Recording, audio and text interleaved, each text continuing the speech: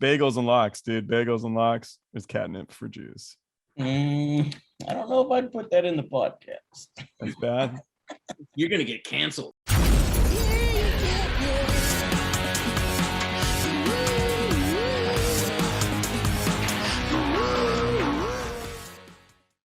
Thanks for checking out Party Like a Rockstar podcast. I'm your host, Joel Miller. Today's episode is brought to you by Misha's Kind Foods. They're an LA-based small business making the world's finest non-dairy cheese spreads on the market today. They're delicious and healthy, made from a cashew and almond milk, and blended with various locally sourced fresh herbs, vegetables, and spices. There's no vegetable oils, soy, fillers, starches, or nutritional yeast. It's lactose-free, paleo, keto, kosher Parev, and 100% vegan. Enjoy the show. It's funny, actually. I jumped on here with some friends just to play like a game. And it was weird not hosting. And I was like quiet on here going, I feel like I need to say stuff and like push things along. But oh, well, this is strange because I've never been on a Zoom call when I wasn't doing this. Yeah, exactly. It was weird. So anyway, you ready to give your brother a hard time? Dude, he said he should be there. He said he was available. We'll see. I'll come on in a couple minutes. I'm sure. There, I just sent the easy text of Dick. That should work. He should respond. That should get it going. Should I go get my Bon Jovi record and hang it behind me? Jesus, what boy band do you have behind you? Is that Jugs of Mud? The Jars of Clay? Yeah. Jugs of Mud. The other band. Well, there's a story behind that because that was like Glenn's first professional LD gig, like a real big one. Okay. And in the shop in Nashville, we thought we were being funny by instead of writing Jars of Clay on all the cases, we were writing Jugs of Mud. And we got a stern talking to from the LD about professionalism. And how there's professionalism in the music industry. Like, guys, you can't make fun of my first band I'm ever going out with. Cheese company called Misha's Cheese. And they wanted to put like a little logo thing on the bottom of the cheese. So when you finish the cheese, it says something or there's something to it.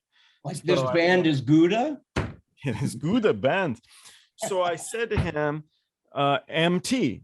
I thought about it because I was just fly on the wall there. I don't think I was supposed to have an idea, but I'm like, MT. So he goes, what does that mean? I'm like, think about it. And I'm thinking all these years later, like, it's not just for road cases, MT. And then when they finally got it, he goes, well, it's a good one. It's a good one. He's like, So yeah, that's where it's like when you have the room for just in case. Yeah.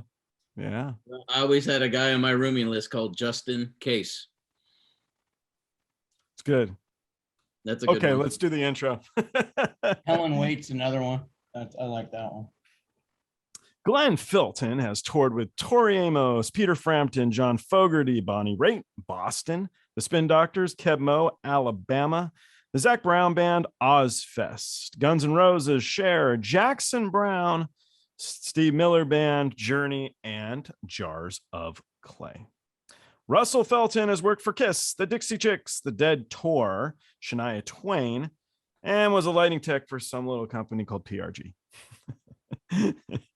Yeah. How are you two? Good. I can't remember half the bands I've worked with. I mean, I see a box of itineraries up my attic and I go, look at them and go, oh yeah, I did that tour. Is there doodles on all the pages? Nope, just foldovers and countdowns from when we can go home. Oh, it's like prison sentence. A couple of them were. I bet they were. All right, so you guys are the first family members on here, which is your mom and must be proud. Well, I don't know about that, but I don't know about that either. But when you release the podcast, since we are twins, can you make sure that it's either like number 44? So it's like a, Oh, we could do that. 44 would mean a lot more work though. Maybe we get 44 views. That's possible. Oh, okay. I was gonna introduce you guys with the different bands because I thought it would be funny. Be like, this guy we both seem to. They both work for the Thompson twins. Yeah. Well, all right, so I'm gonna jump. Sorry, what did you say? No, go ahead. Go ahead. All right. So I'm gonna jump into a couple stories that you guys prompted me on that I'm very eager to know about. I'm gonna start with my favorite one here. So it's some lady rigger at a venue thought that Glenn was Russ. Oh, no. Glenn, why are you bringing that one up? I thought it was funny. What's the story? Because I don't know it. All right, so this was out on Journey, and it was Journey, and we were just loading into, I think it was Apple Blossom. Yeah, definitely it's not Apple, it's Blossom. Yeah, Blossom, whatever it is. Thing. Anyway, so do the whole load in, and it's just doing everything that I got going on, and then all of a sudden we get loaded in, and this, this girl comes up to me and goes, "I almost dropped a shackle on you today," and I was like, "Okay, did we say something on the end? Did something happen?" And she's like, "No, you know who you are," and I'm like, "Yeah, no, I don't. Do you think I'm Russell?" And she's like, "Yeah, it doesn't matter. You look just like him." Oh, so mean. So mean. Or maybe that's a compliment. See? I don't know. No, she was hot. She was not happy at all that I looked like Russell. So, yeah. Well, she wasn't happy when the real Russell was there either, let me tell you. So that was that one where how many shackles did she throw at you, Russ? She didn't throw shackles, but she definitely managed to kick whatever shit out of the ceiling she could on my head and at the dimmer racks. Way to win him over. Way to go. And I can't say that every relationship I've had has been 100%. Yeah, even my production manager on that one, old Scrimo, man, he came up to me and he's like, everything okay? I said, as far as I know, it's okay. I mean, I didn't do anything. So, because he was concerned because she was quite upset. That's great. Did you guys see the one with Jose Canseco, the baseball player? He has a twin brother, and it was like a celebrity boxing match, and he sent his brother in. He didn't go. Oh. And then it came out afterwards, obviously, which is why I know about it. But it wasn't really Jose Canseco fighting. See, we did that in high school on gigs. We did that with Randy Travis. I remember that. What happened? Russ was out on the tour, and then he had been called. It was either when you started Kiss or something like that, and we were both working for PRG, LSD, whatever, Nashville at the time. And he sent whatever the case was, he couldn't be there for that weekend, and they had one weekend, and they're like, "Why don't you just go, Glenn? They don't have to change the name on the hotel. They don't have to do." The band's very comfortable, and Randy's very comfortable with seeing Russell and what they're doing. And so I went out, didn't say anything, went to the airport, checked in, knew the guys, said, hey, sat with Tom Roberts, the LD, and we just had flew. So how long did you pretend to be him? I got all the way through the end of sound check before somebody just kind of said, why isn't he talking to us? So when Randy finds out, he's gonna, the song "You Can Dig Two Graves"? Yeah, exactly. There you go, man. Both you guys are gonna be. Yeah, but it wasn't that crucial. It was just one of those to where it's like they just didn't want to throw in a whole new face and have to explain what happened. Why are you changing out crew? And it's like it was easy just to go whoop, and there you go. So what you're saying is Russell's easily replaced. Well, there's a couple stories. Why isn't he picking his nose? He's always picking his nose. Well, and other things. And the other way that story could go, there's a couple of them. Our boss at Light and Sound Design at the time, his name's Barry Claxton. I think he's Barry. I know Barry. He's over at Sprainworks. Well, Glenn, they even made mistakes. So they booked a ticket for Glenn in my name. And so I actually had to FedEx my license to him so that he could fly, because it was too expensive to change the ticket. But instead of someone FedExing my license back, because I had to fly out like 2 days later, someone drops it in the regular mail. And I couldn't even rent a car. I couldn't do anything because someone thought it was funny to snail mail it back and have me stress about flying in a few days. It showed up the day I left. Like, I waited for the mail and then sprinted to the airport. I can't believe you entrusted the U.S. Postal Service. Well, he didn't. That's why he All said joking aside. Yeah. Why? What's the Postal Service like in Norway? Are they actually on their game there? Oh, no, this was when we were both in the States. This was years okay. ago. Oh, yeah. This was, I've been here about, let's see, when did I come over? I've been in Norway since 2011. It's a while. 10 years now. I got one more case of mistaken identity. That's a pretty good story. Okay, let's hear it.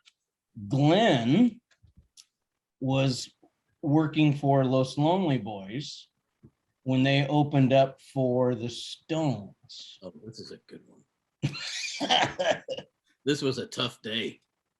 And Glenn came in and he just came into production. I wasn't on the Stones, but it was Opie and the gang.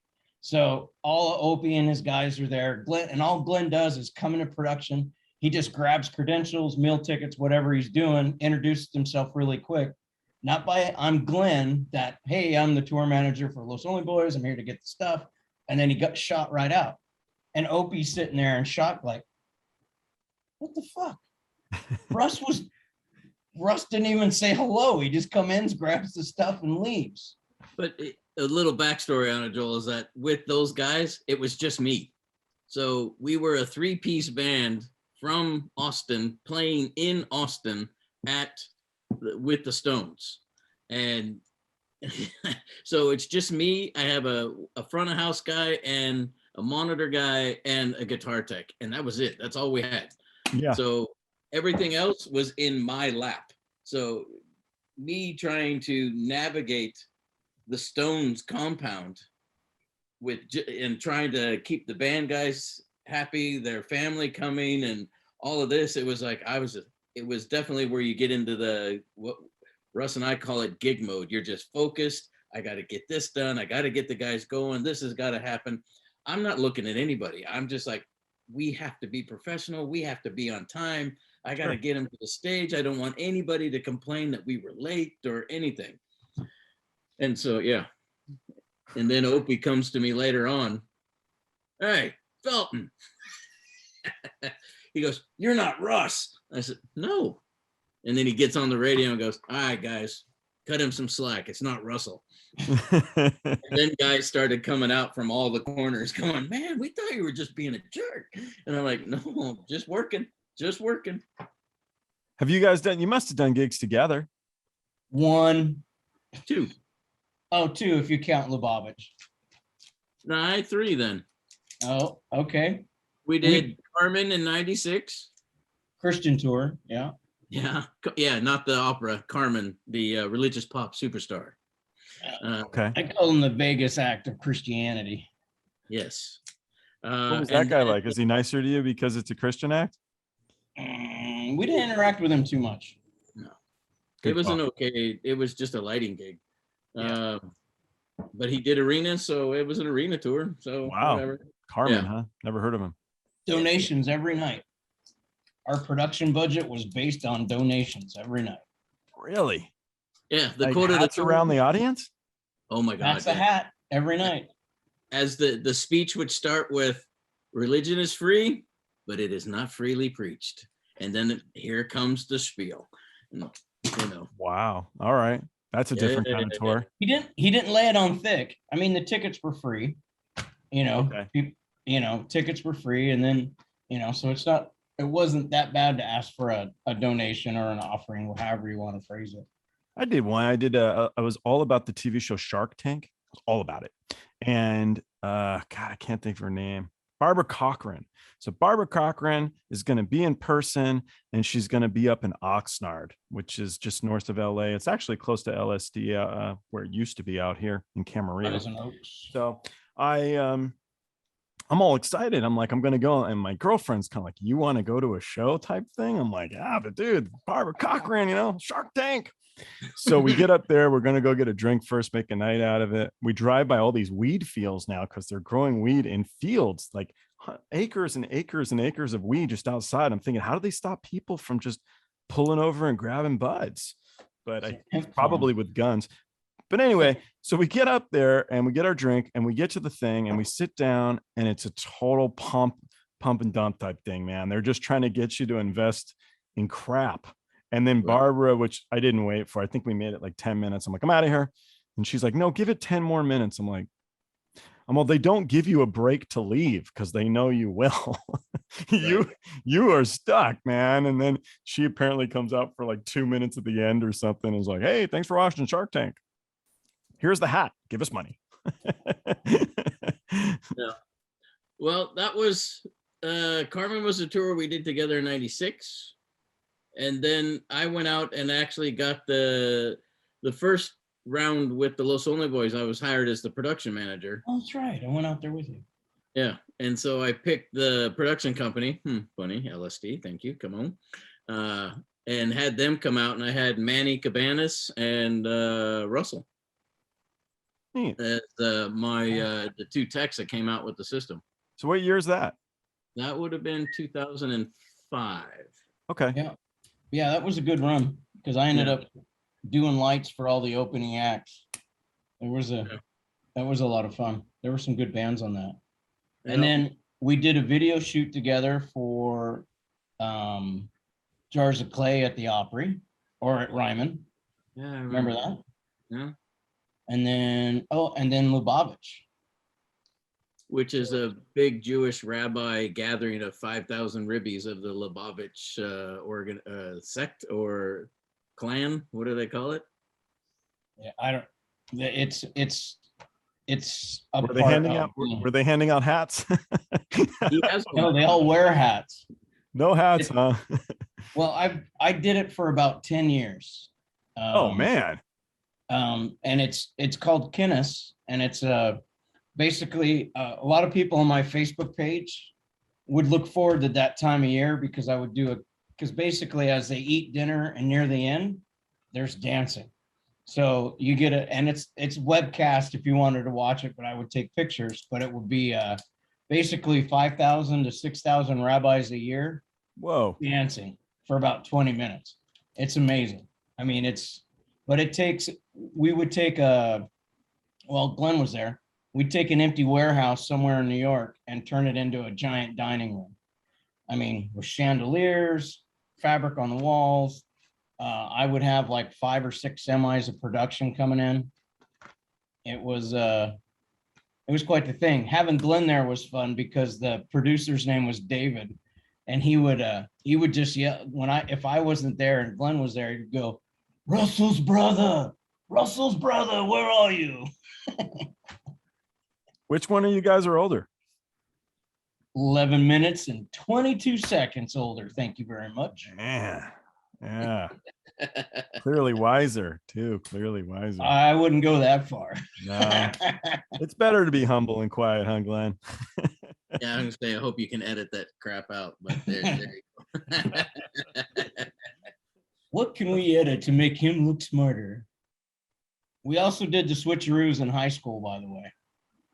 Really? Like TV show stuff? Like what'd you do? No, like school. Like our teachers they had do no it idea. Like Trading Places or whatever, the movies. Yeah, pretty much. Yeah. We'd just change t-shirts in the hallway, and one of us would either head to work or had to go work on in the theater, and we just trade out hours. Because we had our junior year, we had all the same teachers? Yeah, 5 out of 6 of the day, yeah. Did you get busted? No. They never didn't have a clue. Wow, you guys are slick. Worked out. We look a bit alike, so it works for us. Yeah. And you guys are doing what now? Go ahead, Russ. Well, I've been ever since July. I've been doing production work. It's been nice. For COVID, I was a dispatcher for the food program of New York, Oh, that's where I had a team of guys delivering 1,800 meals a day at our high point, because everything was locked down in New York. And it was with my Lubavitch buddies. So it was 1,800 kosher meals a day, wow. 6 days a week. And I would work from home and watch the guys drive around on my, I had tracking software in the vans, and I could see where the guys were all day. And then I did some drawings for Clearwing, helping with their installs. And then and I was also doing, making ends meet. I did a lot of home renovation, and I did DoorDash and Instacart to kind of fill in the gaps where I could. Dude, you were everywhere. Well, it was when you got alimony and a house payment, you kind of have to make those things. Yeah, you gotta grind. Yeah, and then we did but I helped there's a venue here in New York called the Brooklyn Mirage. Yeah. And I helped with the install 4 years ago. And they called me saying, "Hey, you know this building as good as I do." The guy, Stephen Weicker is his name. He's a great guy. So smart. But he says, "I need you to help drive the crew, do what you're doing, and get it back online." So that's what I did. And then I just came back from Rolling Loud a couple weeks ago. I do not wish to discuss the accident that happened there because it's all speculation, but I was loaded in a different stage as a lighting guy and ended up as stage manager on a different stage, and then went back and loaded out my stage. And then I just finished up a giant, expensive private wedding out in Long Island, and just the lighting budget was crazy. I can't, again, we had to sign an NDA, so I can't go too much into it, but it was insane. I thought the wedding part would be the insane part, but hey. It took us we had top line artists that performed. And I had, like I said, I had 4 semis of production, including rigging, self-climbing. Holy crap, for a wedding? Yeah, they similar to a Gumper structure. They built like a giant tent that I can hang a lot of weight in, and we had 55 feet of trim in a tent. So wow, exactly, that's a hell of a wedding. Yeah, and it was insane. Was the food good? I don't know. I actually didn't have to be there for the physical wedding. I got to I was loading it in. Wonder what song they cruised in with. Huh? Wonder what song they walked down the aisle to. Oh, I have no idea. I just know that I had to get it loaded in and be there till doors. And then I had to come back at 8 a.m. And we basically started load out at 4 a.m. yesterday, Monday. And I left at 8 p.m. And I think the rest of the team left at 10 p.m. So I was there through 3 semis, and I'm like, I gotta go. I got this. And now I'm putting together, well, I mean, right now it's busy. I'm putting together a Firefly. I'm gonna be lighting crew chief on the main stage for Firefly. And then I run, next week, I'm a set carpenter, production guy for a corporate event. And then I'm stage, as of right now, I'm a stage manager on Hilltop at Izu. Okay. So, and then Firefly, and then I'm looking for work in September, if anyone's listening, or in October. Damn. October, You're right, Glenn. November. He does talk a lot. You asked what I was doing. I did ask. I know. I'm waiting for more. I'm lazy you are, man. My story's a little simpler. Yeah. Yeah. I once I got over here, I kept touring for quite a bit till 2014. Yeah. My last full year of touring. But to get my residency so I could stay in Norway, I Yeah. took a. Is that you, Russell? Mr. Pop. Hey, sorry, I'm rude. working. So So you're rude. So I had an opportunity for a full-time job here in Norway, so I could, because you have to maintain so much time in the country to get permanent residency. Makes sense. So someone came and offered me a job working at a logistics terminal. You know, it's just normal freight, pallets, business to business operation. And it was a opportunity to be the terminal manager. And I said, well, I'll give it a shot. So I finished up the tour, came home, was home for 2 weeks, and then started this full-time gig. And so, and it's turned out to be quite nice. I mean, now they've just upped my position, and now I'm going to turn into the, what do they call it, a terminal specialist for the Nordics here. So we have warehouses in Sweden, Denmark, Finland, and Norway. Wow, And I will everywhere. be a logistic and terminal specialist for the Nordic region up here now. Beats the So- road or just totally different? I get to be on the road a bit. So it kind of, they know I like to travel. So they kind of like, you get to travel some. I'm like, so because for the last 5-7 years, it's been just, you know, home, work, home, work, home and work. So I've had now I've done my stint as the real job, but they know I get a little restless. So yeah, I run a freight terminal here in Norway. Ah, cool. But what a lot of people don't realize is that the working conditions in Norway are very well. I'm guaranteed 5 weeks of vacation every year paid. That's awesome. Yeah, the healthcare here is not bad. It's like, I guess you could say you compare it to Canada, but you know, I don't pay for anything. So you know, I'm actually, tomorrow I go for knee surgery. So it's That's and all free? I don't pay anything tomorrow. That's killer. Yeah, and if I need a ride home from, I got I someone. guess to bring killer me would be home. the wrong word. Yeah, let's Go hope to the it's not. hospital. That's probably not. Yeah. No, but you know, the whole lifestyle here in Norway is, whatever people think is that we're socialist. It's not socialist. It's democratic socialist. You can do what you want here, but you know, everybody gets a choice. So yeah, so it's not bad. Do you guys want to hear my new joke about Canada that my friend told me yesterday? It Sure. isn't how to spell it, is it?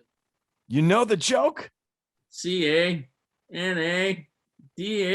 I'd never heard it. I thought that was awesome. That was really good. But do you know what a toque is? Nope. That's what you're wearing. A toque? A toque. It's a hat. Gotta It's put my the- toque on. Good to It's the know, stuff. man. Do you know Yeah. what catnip for Jews is? You can ask your Lubavitch friends. Lubavitch. Lubavitch. It's bagels and lox, dude. Bagels and lox is catnip for Jews. I don't know if I'd put that in the podcast. That's bad. You're gonna get canceled. You're gonna. Well, I'm Jewish. I went to Chabad when I was a kid. Oh, well, then there you go. See, Well, I'm allowed, I guess. I don't know. They'll probably You be can like, make that joke then. catnip. Catnip is disgusting. Disgusting. No, so that's what I haven't. I got to take one artist in 2018 over here. There's a DJ kid named Alan Walker. Okay.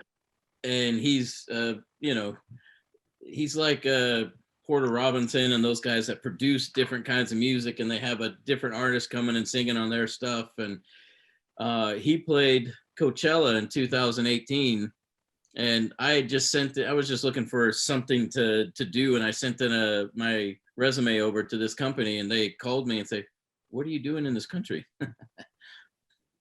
Because they saw my resume and went, "Wow, okay, what I sent you." Sure. And they were like, "You've got quite a bit more experience than some of our guys here.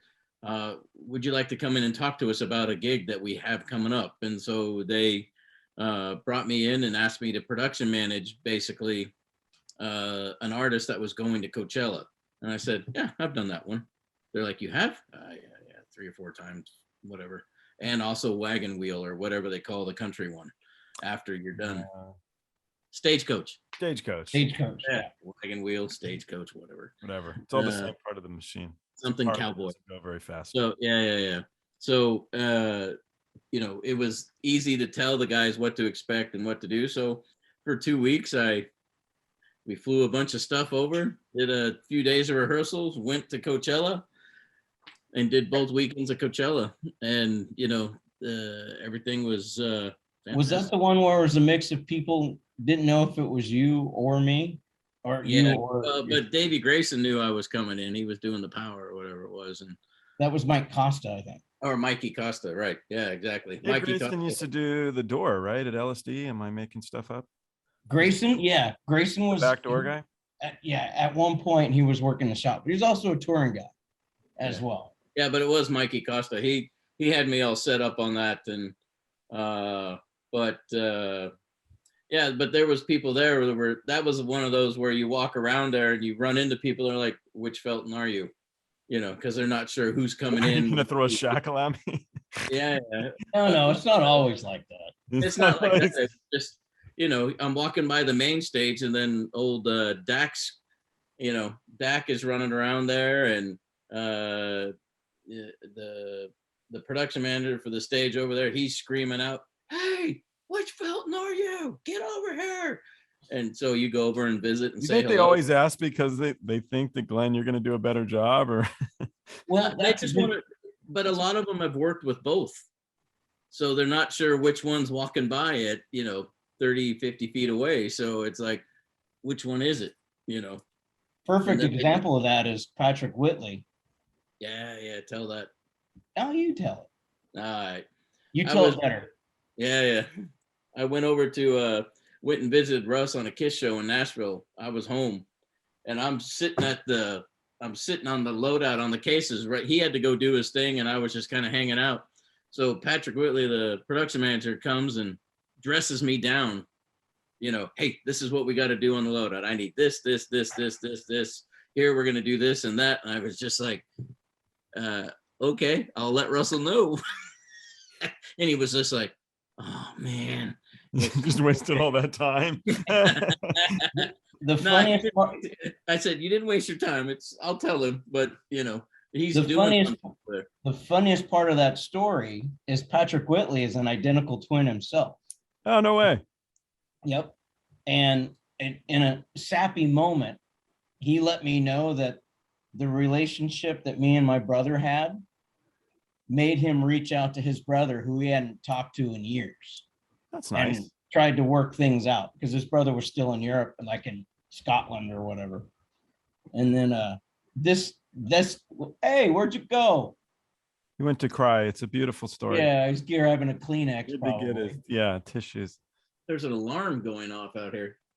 And then the other, you should tell the GNR story because that's kind of you know it better than I do. What year were you at GNR?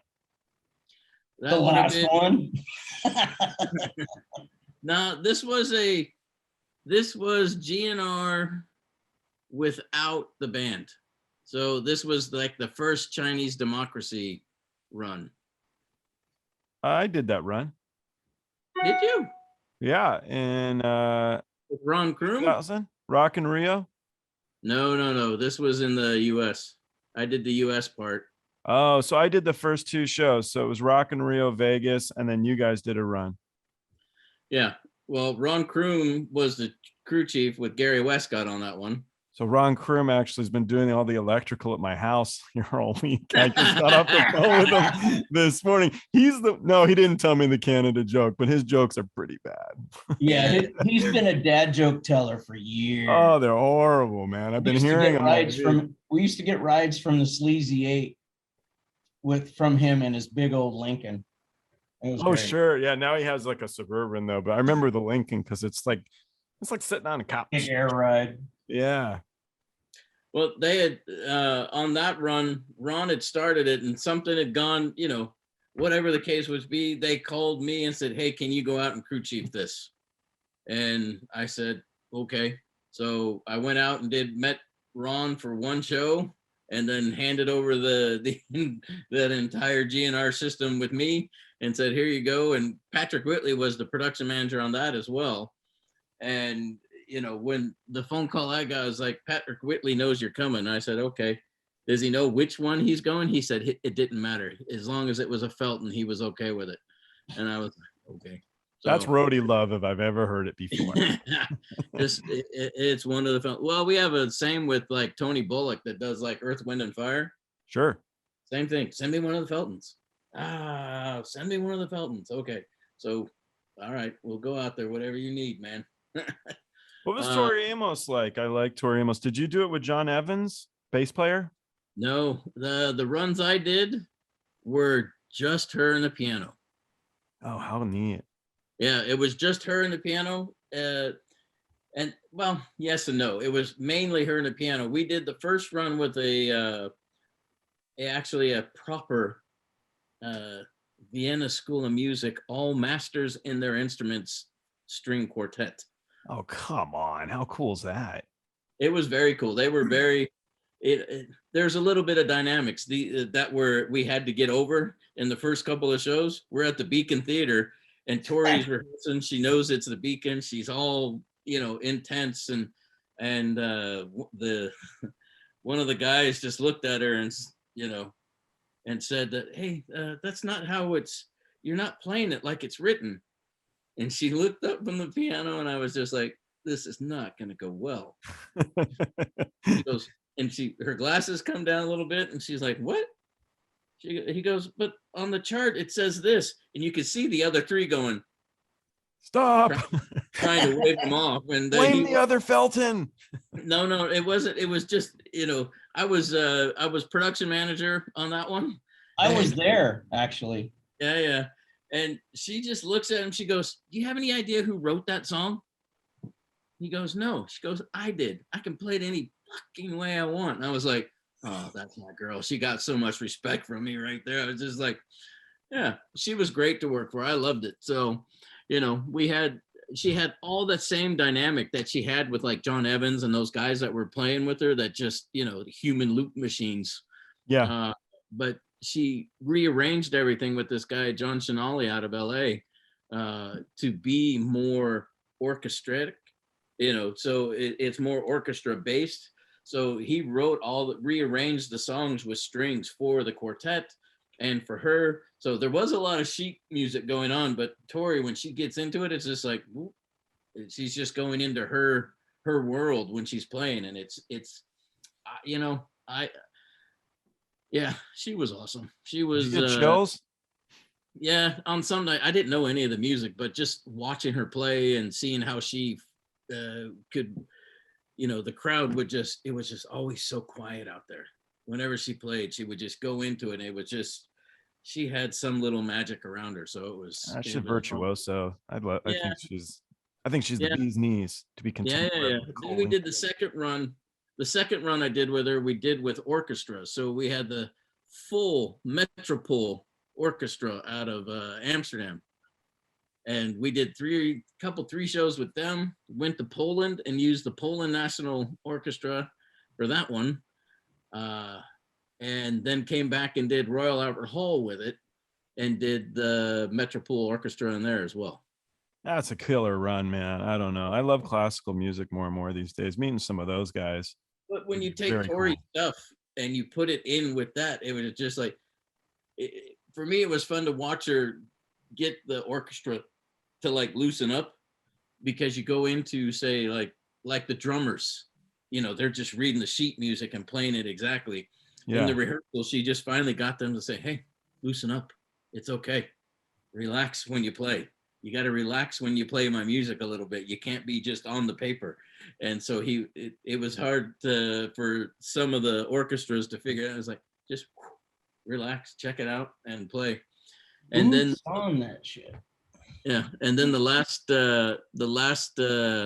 last run I did with her was just her. And even those shows were fun to watch, just her playing both keyboards and commanding the stage for 2 hours every night. Yeah, I don't know. I'm jealous. I think it's really neat. What did you guys listen to? You said you didn't know her song. So what did you guys listen to when you were kids? Were you guys listening to the same stuff? Oh, we were in 80s and 90s glam rock. you know. Yeah, Van Halen, Bon Jovi, Great White Line, all the whites. So yeah, that was pretty much, we just want to be rock kids, but we never really worked with any of that. So we were up in the Pacific Northwest in the middle of nowhere. So we were, we started out pretty simple. The fact that were you guys locals first? well, we did a little bit of local work, and then we worked for a local light and sound company. That's who really got us going. So how'd you find LSD from there? Oh, I can tell you that one. That's Glenn's story. Yeah. And I can add to it. I was working with this local lighting company where we grew up in Washington State, Music Machine. Shout out to Tom Fortier. So he gets a little shout out there. Hey. And now I think he's called Concert Production Services or something. I don't know what he's called now. What is his company, Russell? Which company? Tom Fortier. I think he's calling it Concert Production Services now. Yeah, okay, so I was right. Yeah, it started as a Music Machine, which was the local music store. Dave Carpenter owned it. Tom was running the live production side of it. Right. And Glenn and I begged for a gig for $50 a day or something stupid like that. So I was working for him in 92, 93. We ended up doing a few shows with these guys out of Nashville that were working for, if you go back to it, it's the Electrotech. They had sound and lights at the time.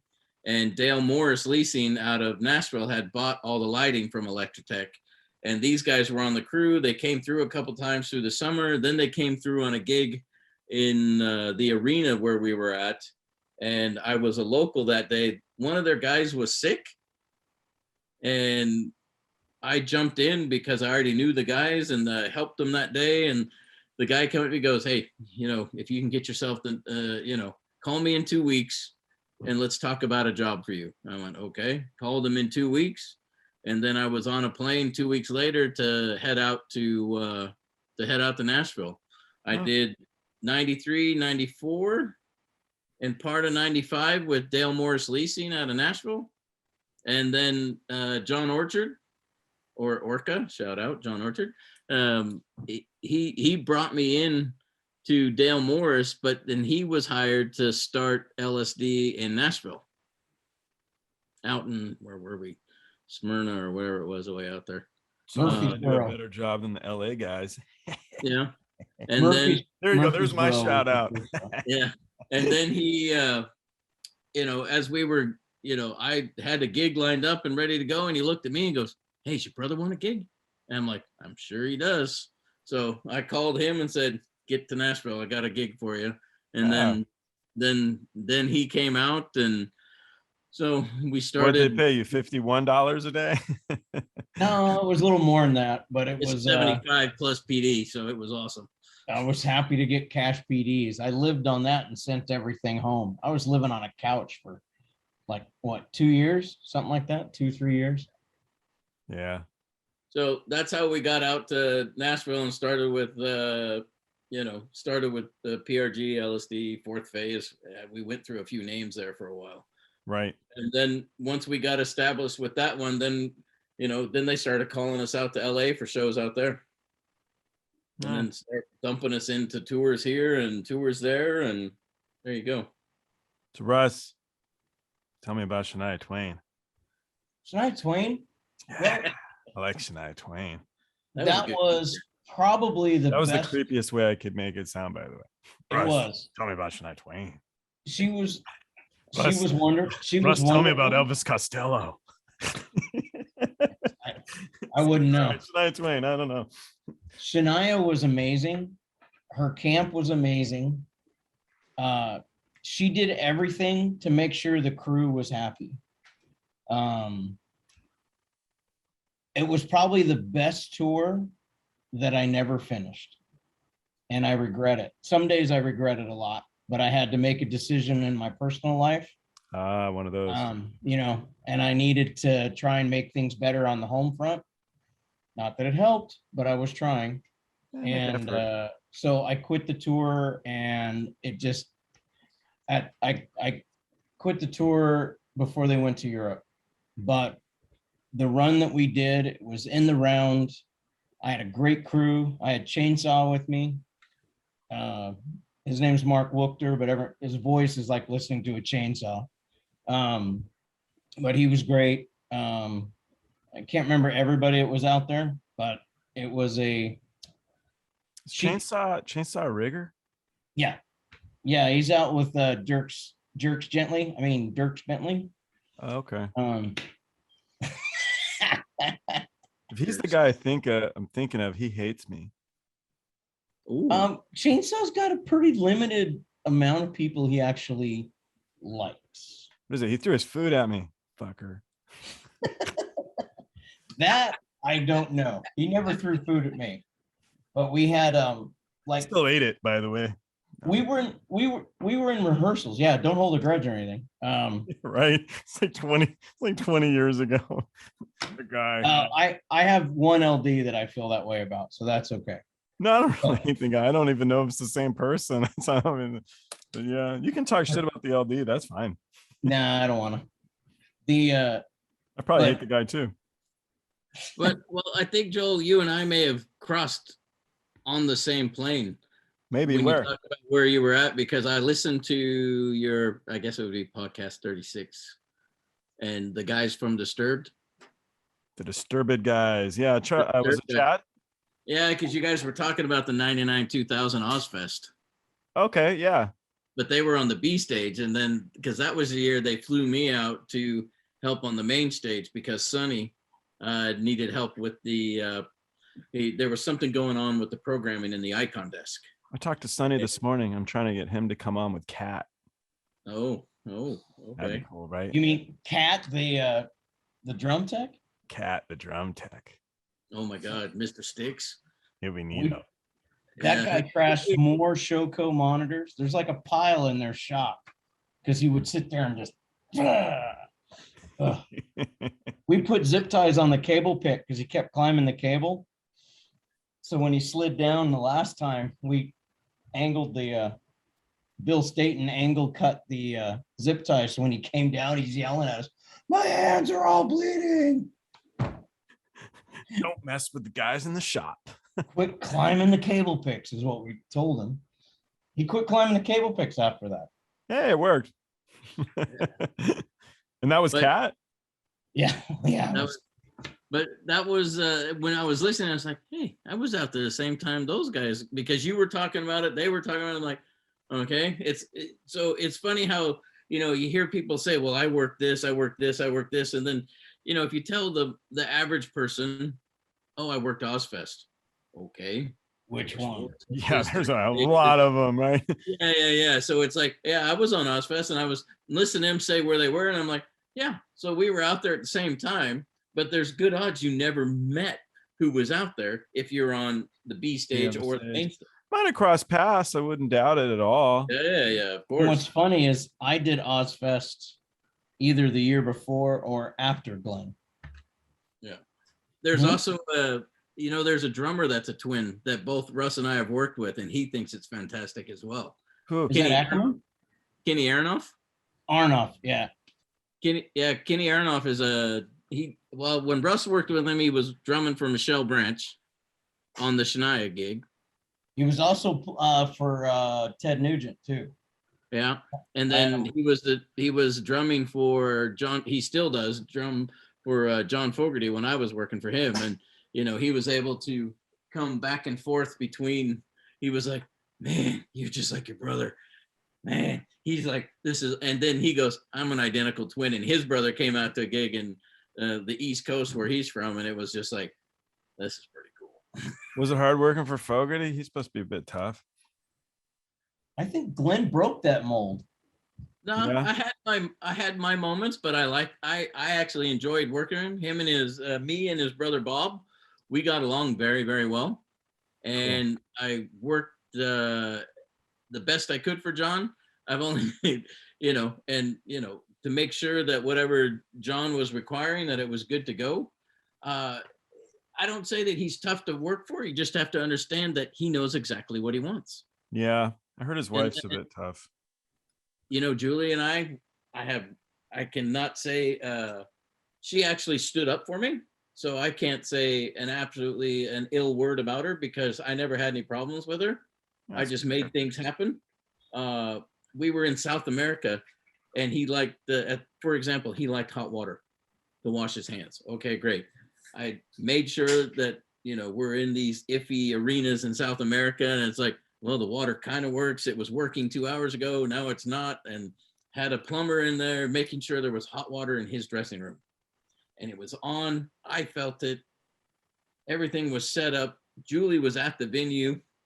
She knew. She was sitting in production and listening to me working on this all day just to make sure the water was hot. And then he came in to wash his hands and did sound check, came into production and just said, "There's no hot water." And he was a tad upset. Okay, maybe he was elevated. But Julie helped me with the situation because I don't want to argue with the guy because obviously there's no hot water and I can tell him what I've done all day, but he knows exactly what he wants and it wasn't fair. There's a bad moon on the rise, son. Yeah, exactly. And he just and Julie just said, it was the greatest. I still remember it. Now, Johnny, Glenn's been working on this all day. I've been sitting here listening to him, fighting with the building and getting this done. And it was there. If somebody's turned it off, he can't control that. Did he come over like a little kid and be like, "I'm really sorry, Glenn. And me really No. She's really mad at me, Glenn. She's really mad. Just give me a hug so she can see." Let's do it. He didn't say much. He just and then walked out. So that's an apology. Yeah. But you know what? I loved working for the Fogerty organization. I had no complaints. Do you guys have any good wind-up stories? Like in what regards? To each other? No, just being an asshole on the road. Show antics, last show, shenanigans. I can remember. I put a full gross of ping pong balls above a keyboard player, the opening act one time, rigged it up so we could pull it on the last, just cover the guy in ping pong balls. That was pretty good.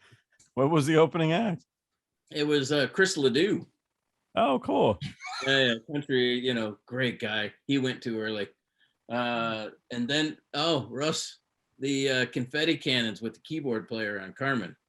Now this girl, I think you would appreciate. Okay, I'm ready. Wait. You would go and do this focus. You got to tell the whole thing. Yeah, I'm getting there. The keyboard player was at first put on the lighting bus. And it's like, oh, you put the muso with the crew. Okay. Maybe not the best idea.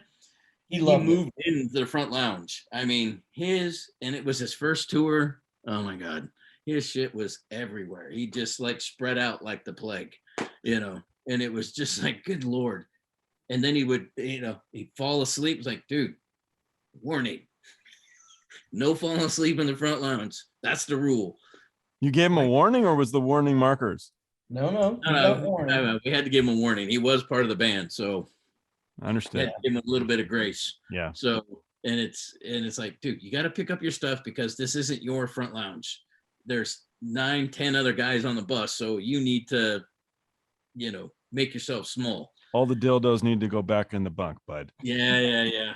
So, and he's out on this tour and of course he's all wrapped up in the artist and the vibe of it. And thinks he's everybody thinks they're a big deal. And it's like, that's okay. But on this crew bus, we're just the Johns here, man. There's no special treatment. We're not going to do anything for you. You're a hell of a pep talk guy, Glenn. Yeah. I feel so good about myself after that. It's what do they say now? You're setting expectations. Yeah, exactly. Oh, that's a nice way to put it. Yeah, exactly. So, we finally just at the end of the tour, we would go up and do the focus. It'd be me, Russ, Tim Schiavone, and we'd run around and do this quick focus every day and double check. And we had to manually fill these old confetti cannons with air every morning. And then we'd go after the rig was up, we'd go up and just kind of tilt them down so it looked like they were going. Yeah, but nobody noticed on the last gig that we took 2 of them, maybe packed on a little extra. And pointed them into the keyboard pit because it was an in the round stage, and we just kind of lined it up. Every band member was in their own little pit, but we Okay. took 2 cannons and crossfired right into the center of the keyboard pit, and it was you couldn't have planned it any better, because as soon as that confetti cue went, it was just these 2 giant orbs of confetti coming out of the cannon, just and he exploded didn't on him. see anything coming. It could have been a movie effect or whatever. It looked like he had a flak jacket on, because it hit him in the chest, hit him in the back, and it was just this big poof of confetti. And we were just sitting there, we were crying. It was like, I can't believe that worked. You know, we didn't, because this was the age that maybe the confetti cannons didn't fire every night, but that night They sure did. But the same night, because see, we had I think it was the gig, it was the second to last gig, if I remember right. We had, because the last gig was a stadium show and it was Stress and Carmen out. So we figured that screwing around on the last show probably wouldn't be good. So we picked the second to last one. Yeah, we picked the last arena Switch show. it up a bit, yeah. So we did the last arena show. So was he afraid on the last show? Was he No, looking around? no, we got it all out of our system. We were doing the Georgia Dome. So No, Astrodome. or the Astrodome. Oh yeah, Astrodome. Remember, yeah, we both rappelled out of there? yeah. 300 feet rappel. That was fun. That's cool. We did that second to last show. We also went up as there was a kind of like a copy of a Thriller song. So we all went up as like zombies. There was twice as many zombies running around the stage. Oh, and remember when you and I attacked Captain Righteous or whatever his name was? Oh yeah. Yeah, he comes out and slays the demons. Well, that night the demons fought back. So, wait, this is the Christian tour. Yeah. So the guy Yeah. comes out and he slays demons. There's Oh, a yeah, whole yeah, there yeah. was a whole He's a script. comic book hero and all of this. So Yeah, it was Bible Man. Bible Man, and he What would. was it? So a Bible man pops out and he starts slaying stuff, and then you guys are like, We they go suck out like and the hell. All the representations of hell are the roadies. That's Yeah, we fitting, put by the way. costumes on. we put the knocked him costumes down. on for the dancers and went out and did the whole thing and then fought back. We fought back with Bible Man, and he was dying. Underneath the stage was a whole changing area. He was crying. He was like, "Oh my God, I didn't see you guys coming," and that was awesome because we took him out, and you know the MC was like, "Well," and that's about all he got out. There's supposed to be this whole thing afterward, and he didn't know what to say because we were Don't try dragging that Bible shit Man with off. the Jew guys, dude. The Jewish guys will shoot you. Yeah, could be. But as for most, I've never done anything really, that could harm somebody No. or really ruin a show. But every now and then the tape on the keyboard rig, the clear tape underneath the keys on the keyboard rig. So when he comes up and hits that first note, it's all the keys that go or none of the keys that go down. That's cool. That's a fun one because it's very ever so subtle, and you're just like, okay, I can fix this really quick. Now you're good. I had a weird, I wouldn't call it a windup, but it was like a revenge thing with Gene Simmons one time, which was good What do you got? because, well, as you know, somehow I got cornered into helping him get a harness on, and then I would follow him out and hook him up for the fly gag. Because Okay. in rehearsals, I was standing there with nothing to do. So production said, "Tag, you're it." So I would go out, and over the years, Gene would get drug into the front of the truss. Something would go. I mean, it was like watching a painted, pinata get slammed into the truss all the time. And he would come down and he would yell at me, or he'd yell at Spike, the bass tech. And I got into let me try and fix it mode. And one time he just told me, "Look, if you don't know, just yell back at me. You don't know." And I said, "Okay." And so one particular night, Gene just, like full speed right into the truss. I'm just like, I'm looking at Spike going, this ain't going to go well when he comes down. I don't know. I don't. Oops, And too late. he comes down and goes, what the fuck happened? And I'm just looked at him straight face with a smile on my face, and all I hear is Spike over here going, oh shit. I don't know. And he just, you see him get, and then he just turned around so I could take the harness off. Did you do it again the next day, or he wouldn't let you anymore? Need a new guy. Oh no, he wouldn't talk to me for a couple of days. He just said, go get Bugsy, go get Patrick, whoever was the production manager at the time. So it was, go get whoever. I'm like, okay, no problem. I can do that. But he told me one time in catering, he's like, you know how come I don't yell at you? And I go, because I'm a good guy. And he goes, no. He goes, you hook me up. You come out, you put the harness on me. You're the last person I want to have a bad day. And I'm like, okay. So he goes, there's anything you need, anybody giving you grief, you let me know and it'll be taken care of. I was like, Wow. Yeah, I couldn't believe it. So What do you think? I didn't pay for laundry. Kill people like a zombie guy? Maybe Gene Simmons is Bible man. He's like, I got you. No, just Gene was pretty serious because he heard I was kind of unhappy at one point and that I probably wouldn't come back. And he just goes, whoever's got to go, whatever you need to stay out here because I don't want to train another person to do this. Well, sir, I hate to be awkward, but his name is Paul Stanley. I just don't really like him. Yeah, and the other guy is Ace. I mean, know that Ace guy has a bit of an attitude. Well, I was out there for when Peter and Ace were back out there through 2000, and Ace hung out up until Australia, and it became evidently clear that Tommy was going to slip back into that role. So it was a great time to see the original members play, but it was also cool because now Tommy's playing guitar. So it's really cool that I worked with Tommy as the tour manager, or he was the tour manager, and it was great. I thought he had the band's best interest, but he was also just really good. I mean, there was one time where he told Ace he was playing something wrong. It's like, nope, I was in a Kiss tribute band. You're playing that wrong. That's great. No, I'm not. I'm playing it right. Tommy takes the guitar. No, it goes like this. And then they found some recording of the song and played it. And Ace is like, ah. How long was he playing it wrong for? I mean, I wouldn't have known, but Tommy was trying to make it because they were trying to do those songs that they all played together. So they were trying to make it sound, because they've changed it all a little bit as the years go on, but they were just trying to make it sound more original, like the four of them used to play. But were you out with Ken Barr on that? What did he do? Sound? Wow. There were so many people that ran through the door. There was only, in 96, we ran through so many people that we had to start numbering the lighting guys. 14, exactly.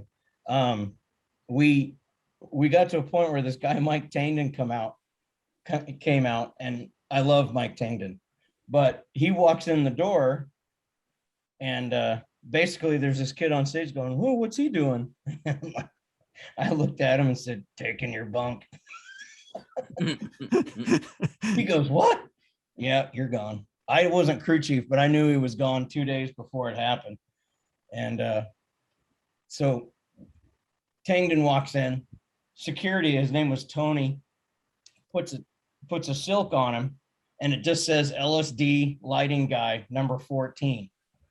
And he goes, when you're here 2 weeks, we'll get you a laminate.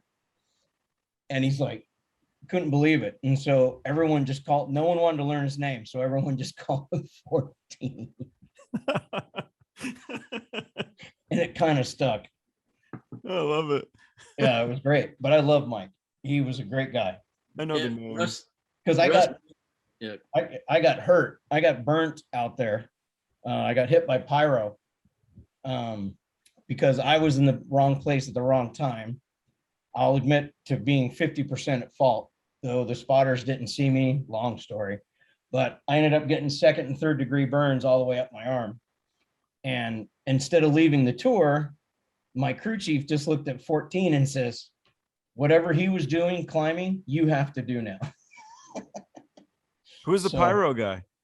Oh, Jesus. That was a long time ago. I don't remember. It was a long time ago. I used Russell's when Russ told me that I heard about 14. And when I was out with Fogerty, I used it as well because John was going through a lot of monitor guys. And so finally this kid came out and we had been in rehearsals, did one show, and I already went through like 4 monitor guys. And I'm like, okay, this guy comes out and all I could think of was Russ's story. And this guy, Steve Barnes out of LA, he's a great kid. And he was a kid. At the time, he was only 21 when he came out to me. And I'm like, okay, does your mom know you're out here? And he goes, and I just said, hey, man, I looked at him and I totally did the story. I said, I'm just going to call you 14. He goes, why? And I said, well, you're like the 14th guy that's been in the monitor position since I've been working for John. And so I'm just going to call you 14. So for that whole tour, hey, 14. Finally, John asked me one day, he goes, why do you call Steve 14? I said, well, since I've been out here, you've gone through at least that many monitor guys. That was one time I saw him like smile, like okay, yeah. And we had some production problems at one gig in South America. He walked off stage that night. He looks at me and goes, that happens again, we'll be looking for 15. See, John's full of jokes, man. She's a jokester. Oh man, that's awesome. He totally was like, I was just like, oh my God, John, we'll fix it. But that's, I was like, okay, that was fantastic. I was just, whew. That's awesome. And I talked to the poor Steve that night. He goes, that was rough, man. I said, yeah, let's see what we can do to fix it tomorrow. We got another shot at it tomorrow. He didn't tell me to send you home today. So let's see what do I need to do? And then as the production manager, he said, I need to get this fixed. And so I went to the production company. We didn't have our gear with us, so it was a bad production day. And so I went to the promoter and we fixed it the next day. Everything was tip top magoo. And yeah, John never said anything. So what about Bonnie Raitt? I like Bonnie Raitt. She's sweetie, right? Yeah, she actually is. She's I really enjoyed working for her, and that's where I kind of got my kick into production managing and tour managing, because her production manager is Kai Cabot. Okay. Who is off? He's such an influence. He's actually the godfather to my daughter. Oh, that's awesome. Yeah, I love this guy, and he gave me great opportunities, lots of mentorship, tips. He's a brother. So. He brought me out in 99 and just was very happy with how I was programming the icon desk and taking the time to make the show, quiet. I had inherited the current show from somebody else. And so I was trying to go through their programming and, okay, what's going on here? And, and he came out to me and said, hey, you've done more in 2 days of rehearsal than the other guy did in 12 months. So you're staying. And he gave me 2 rules. He said, don't ever lie to me. And if you ever do lie to me, you're fired. Just admit something's wrong. We'll fix it. I don't have time. He goes, I don't have time for bullshit. I like you and I want you to stay. So just, if you fuck up, say you fuck up. Okay. So that's all I've ever done with him. And I've used that along the way as well with new guys. Say, hey, if you break something, tell me. If something messes up, tell me. We fix it. Don't hide it. If you hide it, then there's a problem. Sure. I used it at my current job as well. So that was one. It was Charlie Hernandez taught me. It was it doesn't matter if they're under you and they fuck up, you fucked up. Yep. It's your problem. You fixed it. So we fix it. And so, but working for Bonnie was, wow, what do you want to call it? She's a pro.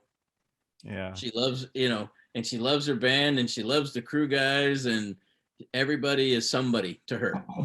She remembers everybody's names because I did a couple of runs with her in 2000 and 99, and in 2000 I did some stuff for her in 2001, and then I saw her again a couple years ago here in Norway, Wow. at No Totem Blues Festival, and it was like I hadn't left the tour. Did you ever see her perform with John Prine? Yeah, he came out a couple times, but I've also seen. But when I was with Los Only Boys, John Prine would come out and open for us from time to time. Ooh, very cool. Yeah. So you're just like, okay. When you get into the singer-songwriter stuff, I'm not a musician whatsoever, but you know, I heard Bonnie talks about John Prine all the time, and you know, so, and then working with Kev Moe the same way. Kev Moe worked with Bonnie quite a bit, and you know, I did some stuff with Jackson Brown too. So that circle is pretty small right there with the talent that comes in and out and in and out. And you're just like, yeah, okay. This is, so when John Prine came out, I was like, I know he doesn't know who I am, but I'll make sure he's taken care of today. He's not even my concern, but hey, make sure his dressing room is tops. Give him this one, you know, but you don't work for him. I said, that doesn't matter. Just make sure John Prine is taken care of. Cool as hell. Yeah. So what about the Zac Brown Band guys? I was on that, and I'll just, you know, people say, you didn't work for Zac Brown. I worked for Zac Brown for it was a very short time. They were just getting to where they were coming out of the opening act to being this big headliner.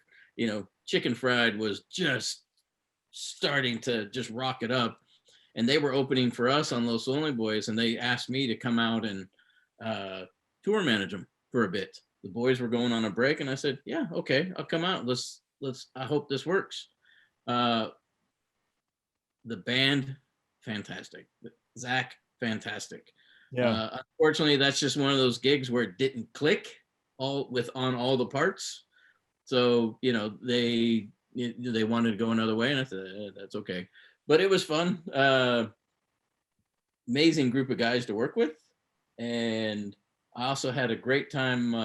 I'm actually in what's that one? Toes in the Sand. You know, I got my toes in the water, ass in the sand, whatever it is. I'm in that video. Are you sleeping? No. I'm one of the hillbillies with some throwing axes. So I was hillbilly number 7 or whatever you want to call number it. 14. That's what you got. You can say, just for fun, you can say hillbilly number 14. Number 14.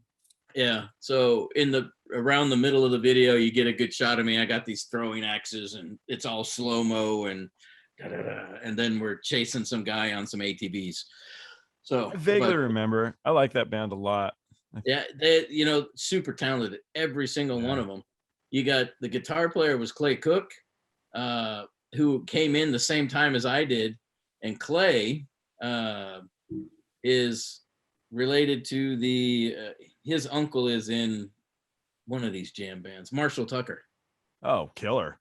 Yeah, and then Clay Cook actually went to Berkeley with John Mayer, and he actually wrote parts of that Neon record with John Mayer. Yeah, so he's a talented songwriter, player. He plays everything.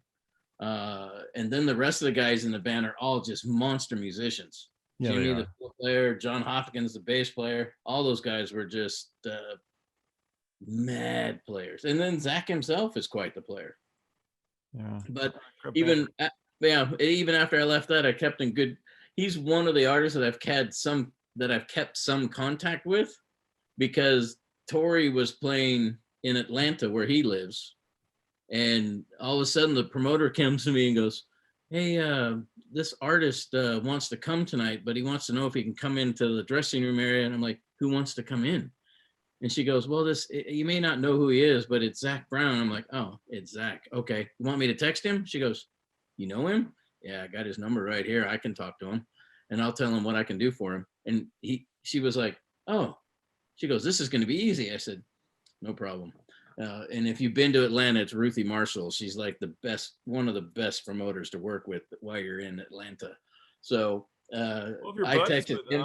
Maybe you and him can come over here and keep doing the electrical in my house, because Ron's doing a really shitty job. Well, that's Ron. So Yeah. My closet light still doesn't work. Can you imagine what I have to live with, man? Turn on the stove. Ronnie's the best in your price range. It's true. I haven't paid him. You know me well. You know me well. But well, you're Jewish, right? Hey, whoa. Hey.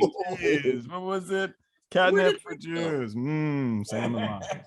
Yeah, but Zac, the whole Zac Brown organization was pretty awesome. I enjoyed it immensely. So yeah, I am a fan. I just that Highway 51, 50 something, Highway something song.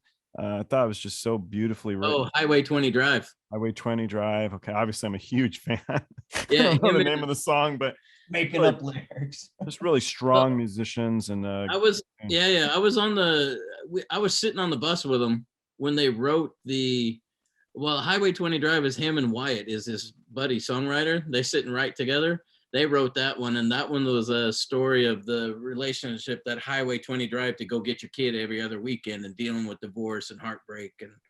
And you know, that was a pretty emotional. And then I was sitting, while I was out there, they wrote that, Colorado, that love song that they released. And when Colorado Drive? Yeah, I can't remember the name of the tune at the moment, but they wrote this one, Colder Winter. That's the name of the song. Okay. But they wrote that one while I was out there. And I mean, they wrote it on the bus all of them did.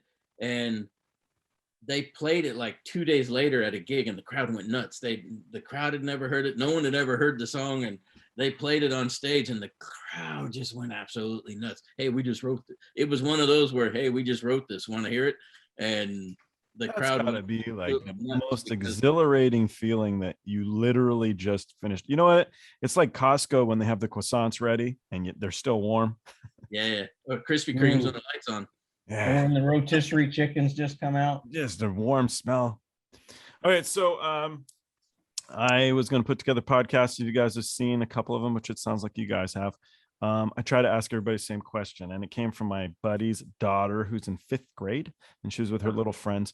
And she said that I need to ask everybody on the podcast when they first felt famous. So to make it broader, because we're talking about a young lady, when did you first feel good about yourself? You were on the right path. There was a moment that was integral to your success, something that happened to you that stands out as a story worth telling. I'll go first? Yeah, please do. You're supposed to be wiser, so let's see. Yeah, age before beauty. 11 minutes, man. 11 minutes. You want me to go for 11 minutes and 22 seconds? I can string this one out. Hey, Joe, You talk so much, Glenn. Glenn was, I have to say, Glenn was sitting there. Glenn was yabbing away. That's true. And I didn't interrupt. Nice. Hey, the first twin out is usually the one that wasn't wanted. That's all I'm going to say. Brutal. Man, a few words, but the punches. Well, the second one out is usually the leftovers. That's all I'm saying. Remember that in Twins? That was it. You're telling me I'm the leftover. So my first that I knew that I was in a really cool spot was I had just gotten back from doing a John Tesh gig and sitting for a week in DC in a blizzard. I flew into Nashville, and at the time my beeper goes off to call the LA shop. So I call Barry and he goes, "You're leaving in 8 hours. You need to get on a plane and come to LA." And I go, "What am I doing?" Because at that point I'd just been doing like simple tours, one-offs, nothing crazy, country tours, weekend warrior stuff. And he goes, "I hear you know how to work with automation and you're good with and moving lights." And I go, "Yeah." And so, okay, here's your flight. Someone's going to pick you up. Don't ask any questions. It was all very secret, like what the heck's going on? Well, I ended up flying into LA. No one, the driver that picked me up was told not to tell me or talk to me about anything. So it was just get in the van, don't ask any questions. And we drove to like, I want to say it was Barker Hangar. I don't remember exactly, but it was a hangar. And one of there's a Kiss video or something on YouTube where they talk about the fire engine that's extended out into the hangar. That's when I had walked into Kiss rehearsals, is that they had just set something on fire in the ceiling. And I had walked in and all I saw, I had 2 bags. I had no idea what I was walking into. So basically fresh off the farm, doop-de-doo, oh shit. And I walked into Kiss rehearsals and I was just like, what have I went from like minor league to major league, like in 24 hours. I was just like, oh. And that's when I was like, this is the coolest thing I've ever done. So you were a big Kiss fan growing up? No. Yeah. No. No, funny. No, but the scope of the gig and like all of a sudden, because this was like all over in the news at that point. Kiss doing a reunion tour after MTV Unplugged. It was for me.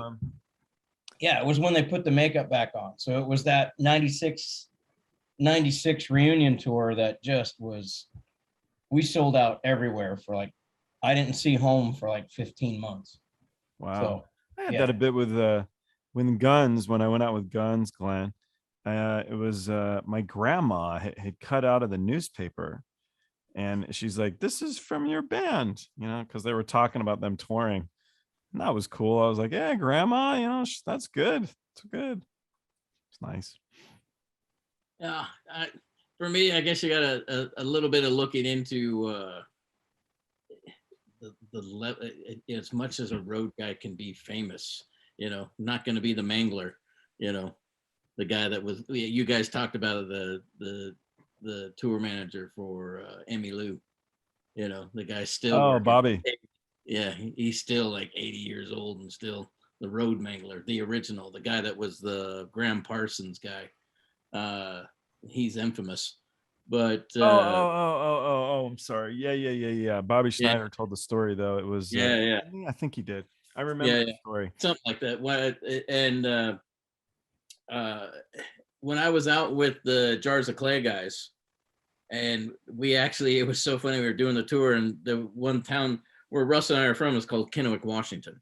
It's in the southeast corner of the state, 40, 50,000 people, whatever.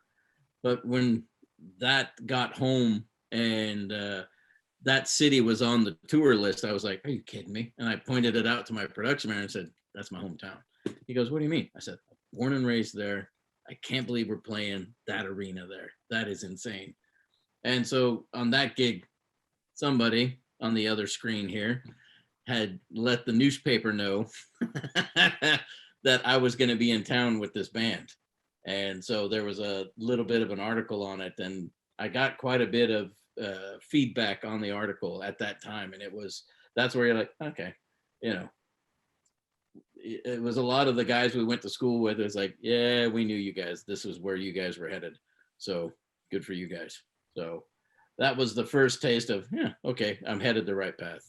That's great. Yeah, I was home on a break, and the photographer, there was a guy, the newspaper's called the Tri-City Herald, and I was home and I'd seen him at a thing, and I go, hey, you guys want an interesting he goes, are you looking for stories? He goes, we're always looking for stories. And I said, my brother's coming in with Jars of Clay, and that hits the religious side and the Christian music, a little family friendly kind of event. You can put that in the paper. And then Glenn being a hometown guy, and he was eating it up. He's like, do we want to call him first? I go, absolutely not. Just show up. It'll be fine. And that's exactly what they did. It totally blindsided Glenn. It was great. It's good. I thought I had the article. I actually have the article clipped out somewhere. I thought I had it, but it was actually a different one, because Glenn was talking about Tom Fortier, the guy that hired us. And I had that article sitting out where it talks about how proud he is of Glenn and I. But I thought I had the other one where they've got him like stuck in a lighting rig trying to fix things. Oh, great. There you go. That's gonna make you feel famous. Trying to fix crap. Even VL5s and icons and okay, don't take the picture with the icon all torn apart, please. Thank you. Yeah. It was Jim Runge. Jim Runge's the one who told the Emmy. Yeah. The other validation for me in the business, I was out with Peter Frampton in 2013, and I got nominated that year for the Top Dog Awards. Really? I didn't know that. Yeah, I got nominated for Production Manager of the Year that year. So that was a kind of for me, that was okay. You got accepted from your peers that you're doing a hell of a job. Yeah, that's great. So I was like, okay, I'll take it. So that was a nice thank you. I knew it was a long shot for me to get it, but there was some heavy hitters on that list, and I'm just like, I don't know how I got nominated, but thank you. People see what I'm doing. Great. Okay. Thank you, Kai. Yeah, I don't know who put me in, but I'm glad somebody did. So for me, that was a bit of, hey, I got nominated. Right on. Okay. Somebody saw what I was doing. That's another family to think about for your podcast is Kai Cabot and his brother Roger. Sure. They both are in production. And then there's the Eller twins, which are video guys here in New York. They're identical twins that tour as well. Is it fair to ask you a question? Sure. I just did. Yeah, I did. But what about why do you do the podcast? What brought you to? So initially what it was I wrote the book because I had cancer. I had skin cancer and I had melanoma. And so I was like, man, if I was to die, all my nephews would know is that I sell a lot of stuff on eBay and I sell a lot of memorabilia. So I was sort of like, maybe I should hanker down and finish this book I was working on. And I was working on the book because Michael Grace, he wrote Poltergeist. I had him on here. And he always said, write a book about being a roadie. Well, I went through all my notes because I bought a laptop and I went through all of the laptop notes and I had great stories in there. And I was just reminiscing about myself. I wrote the book for the nephews and then it was pretty funny, man. So I started upping it, making it funnier, changing things, but just keep upping it. And the book I don't know if you guys saw, but yesterday, 1 million pages of that book have been read on Kindle as of yesterday. Wow. Yeah, I saw the link that you're like in the top 10. So it was the #1 new release on Amazon. It was in the top 10 forever. And then yesterday it went up to top 10 again. So I'm kind of like, well, this is actually kind of fun. So that's why I've been doing it. I don't know if there's an end game. The agent's idea was that I could sell it to Sirius Radio, but the truth is bullshit. There's a million fucking podcasts, man. It's not true. That was the statistic I saw the other day. I listened to quite a few of them. I listened to the Joe Rogan Bro Club. So I listen to the guys that are on his all the time. And they say same thing, million podcasts out there. Literally millions. So, there's not, so now I don't know, but I'm enjoying it. I'm reminiscing, talking to people right now. It's a full-time job, especially with no editor, but I kind of got my chops down from editing. It's only been 4 days of editing, but I'm not exactly editing Top Gun. So I can cut and do it. I'm actually saving more time by calling him and like, can you do this? Can you do this? Right. So I'll get the pattern down and then we'll see where it goes. A friend of mine is talking about, I might turn some of the stories animated and then do an animated versions of Oh my God. I'll see if I do it or not, but that could be fun. But if I kind do of like a cartoon strip or like an actual like an animation, so we'll tell the story in full animation where everybody's yeah. I've seen a couple of those, and it's there's a couple of guys that do it that are just really good. They're really good. So I'm thinking about that. I like that, but I'd have to cough up money. If I cough up money, that means I want to make money, and it's really tough. There's just too much. That's when, as you build, then that's when you get your sponsors and you get your ad reads. I have one. The cheese company sponsors me, and they give me a couple bucks a month. But honestly, he's my buddy, and he's just supporting me by being a bro. And then I get free beer, so that's why I still kept going, was the free beer. So to answer your question, I don't really know, but it was so far so good. I don't know if it's helping the book or not. I don't think it really is, to be honest, but it's a good excuse. So. Well, send us all the hashtags and where you're at, and so when they're in the. Did you email me or did you Facebook in the end? I think One of you guys sent me all your resumes and stuff. It's in the signature. It's everything. Okay, well then when this gets all going, we'll make sure that we drop it in there because we got a few friends in here and there. Yeah, I asked her if you have any cool memorabilia, let me know. I kind of stopped telling people because no roadies do. But then the second thing was I do, but it's all up in the attic. really, depending on what you have, I'll buy it. I don't want shirts and stuff. If you want to sell them, I'll show you how to do it on eBay and make top dollar. But I'm looking for like stage used stuff. So like I have the original handwritten sheet music to Pink Floyd The Wall. I sold Robert De Niro's boxing gloves from Raging Bull. I've sold a piece of the DeLorean. So I'm doing like really high end shit. Yeah, I don't I have little bits and bobs. So I've got I'll sell guitar picks if you got enough of them, but I usually ask the guitar techs. eBay, they're really easy to ship. I've done $1 million in eBay sales. So. I got over 1,000 different picks from ones I collected from. I got all kinds of shit. I'll buy them if you want, but I mean, that's the kind of stuff you should keep for your kids. It's cool. Yeah. I'm not looking to get, there's nothing I'm looking to get. I mean, when I bought it, I spent $10,000 on guitar picks and I bought like 100,000 guitar picks. A guy named Gavin Menzies. I mean, crazy amount of guitar picks. There's some guys that just have some mad collections, but I mean, I've got show posters, but it's like from Bonnie and stuff like that. And like from House of Blues when we played all those. And then I got some hatch print stuff from, stuff I'm looking for is stage used guitars, just really high end stuff at this point, because honestly, I haven't been doing it as much. I'm just burned out. I don't really want. Well, yeah, as a production manager and tour manager, like that's a bunch of old routers and. Yeah, right. Hey, I got routers and shitty printers and old scanners. I've got used on. I did 3 years of Further, and I've got some great posters from them. Like we did 3 nights at Red Rocks. And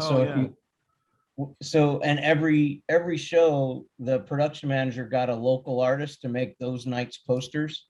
Yeah, I have 25 or so Dave Matthews ones from Red Rocks that are the same. They're all drawn up. They're really nice. I just got them actually. Mine. I only have one, but it's 3 nights. And if you bought all 3, it makes the background of Red Rocks. That's super cool. Yeah. Yeah. It's all sitting in special bags, and they're all 50 and lower are the numbers because the crew and the band all got the posters first, and then they sold the rest. So if 50 and lower on a Further poster, then you know it was from a crew member or the band. That's cool. They're all numbered on the back. So I know that we're kind of at the end of this. I'm gonna have to. Yeah, sure. It's getting close to sleepy time here for the old man because I have a surgery in the morning. Well, I hope your surgery goes well. I really appreciate your guys' time. Orthoscopic, it's just a torn, what do you call it, meniscus? Meniscus. So it's just a simple orthoscopy, but We'll give Chainsaw a big kiss and tell him I miss him. I talk to him all the time, believe it or not. Hey, Joel, this was fun. Thank you very much for inviting us on.